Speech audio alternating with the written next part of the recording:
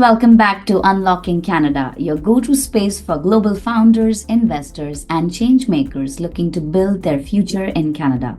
I'm your host, Dr. Annie Chawla, and today we're diving into a conversation that's top of mind for both immigration insiders and startup investors.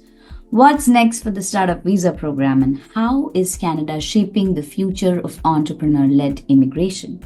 With elections on the horizon, new economic pressures, and ongoing talent race globally, there's never been a more important time to ask, what does Canada want from its entrepreneurs, and what should global founders expect? Joining me today, as always, is the sharpest mind on the business side of this ecosystem, Alvin Jerome, who spent the past few months deep in the trenches with founders, investors, and economic analysts. Alvin, welcome back. Thanks, Annie. Thanks for having me on your podcast. This topic couldn't be more timely. And what I love about it, that it connects immigration, innovation, and the bigger question of Canada's global competitiveness. Absolutely, Alvin. So let's start with where we are. The Startup Visa is one of Canada's flagship immigration programs designed to bring in high potential founders and their companies. It offers a path to permanent residency for entrepreneurs who can build innovative, scalable businesses in Canada. But as demand grows, so does the scrutiny. We're seeing, firstly, over 3,500 entrepreneurs admitted since the launch. Secondly, processing delays due to backlogs. That's another question that every investor have that in their mind, as well as applicants. Increased due diligence from both immigration and designated organizations, which recently, the guidelines changed on the 29th of April, so that due diligence was made more strict for the designated organizations. And lastly, a shift from volume to high value, high impact startups. There's no question that the government still sees value in this program, but now the bar is being raised, and rightly so. Now, here's the economic context, Annie, right? Immigration is not my forte, it is yours. Canada needs more entrepreneurs and definitely more capital. We all know that Canada has an aging population. There's a growing tech talent gap that's happening in spite of the immigration that's going on. And of course, an increasing pressure from the innovation-driven countries out there. The SU program is no longer a side project. In the last few years, it's become a very strategic pillar for Canada's long-term competitiveness. And I think as an investor, and I believe this is what we and policymakers support it for. One, global founders bring IP, right? Capital and global networks to Canada. They create Canadian jobs right here at home. They're building companies rooted here. Then they fuel innovation in AI, clean tech, health tech, agro tech, name it. In every industry, there's entrepreneurs pushing the envelope. And they are growing economic beyond the three big cities, right?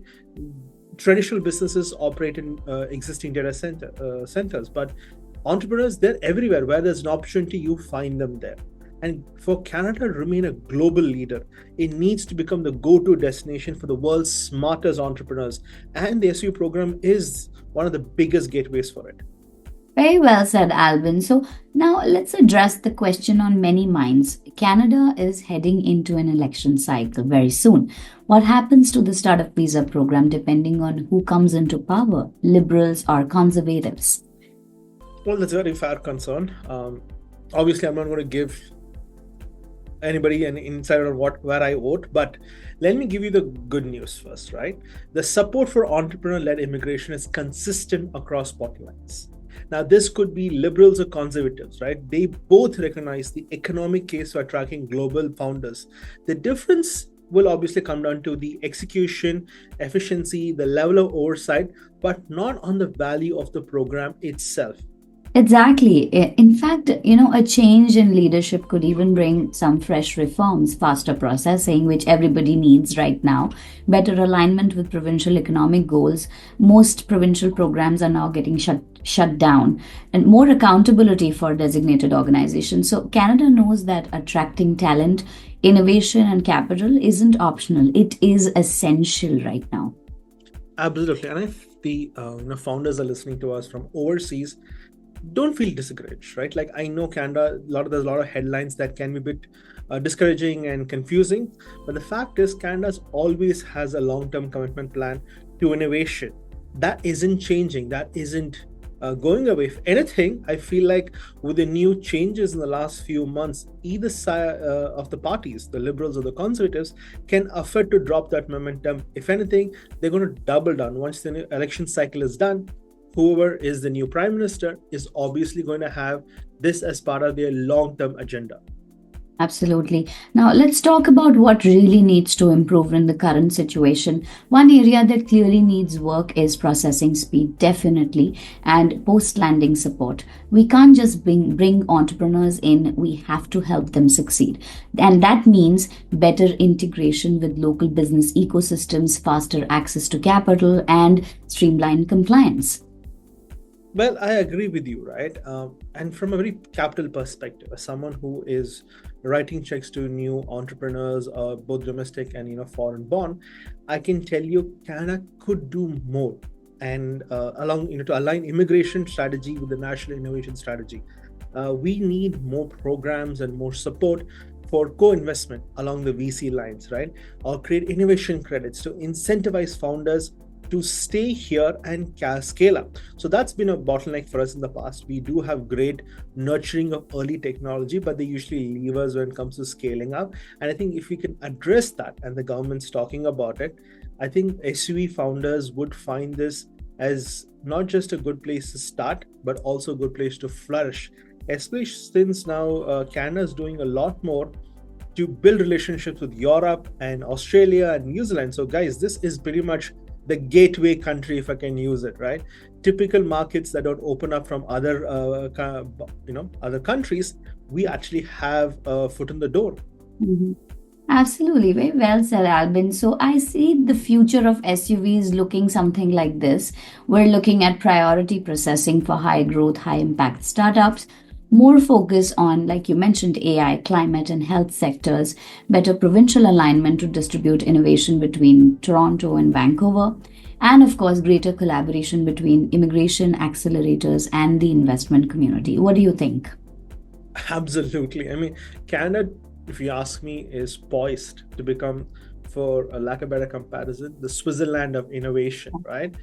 Neutral, stable, and welcoming the world's top minds. We always attracted great talent in terms of scientists and doctors and engineers.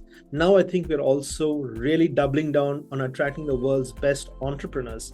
And we want to stay competitive. We are going to stay competitive, which means, at least my belief is, that the governments are going to focus on speed, transparency, and scaling up post-election cycle. Excellent. So, to all the listeners listening to us today, the startup visa is not just a visa. It is a vision, one where Canada becomes the launchpad for world changing companies. And founders, I'd like Albin to say something to the founders here. If you're solving real problems, what do we have to do, Albin?